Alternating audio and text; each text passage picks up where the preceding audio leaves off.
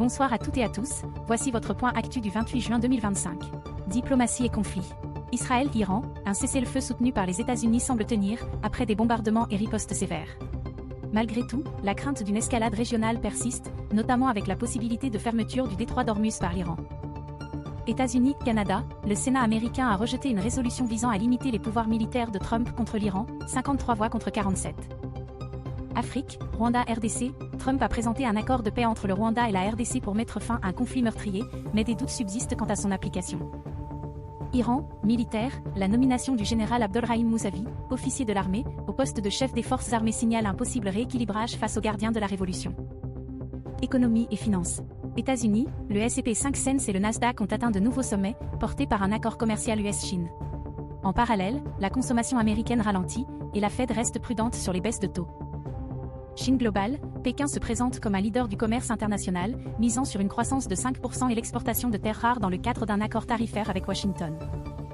Monde IMF, la Banque mondiale prévoit une croissance mondiale la plus faible depuis 2008, 2,3% en 2025.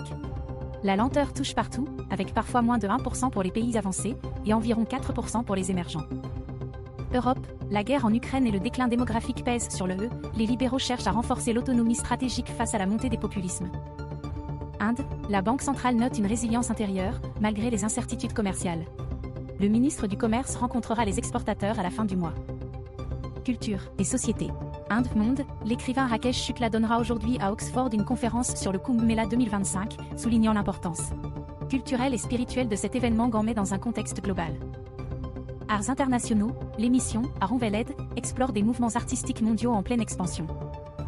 Diversité musicale, l'émission Music of the World, KPFA, fait découvrir un riche panorama musical d'Afrique, du Brésil, d'Inde et du Pakistan aujourd'hui au micro. Climat et défense, contexte géopolitique. OTAN Europe, l'Alliance Atlantique vise désormais une dépense militaire équivalente à 3,5% du PIB, avec une hausse de 1,5% dédiée à la sécurité. Choc mondial, théoriquement, l'économie mondiale est à un tournant, une mise à jour du capitalisme, alors que les institutions financières anticipent un changement de paradigme profond. C'était tout pour votre point actu du jour, bonne soirée à tous et à très vite.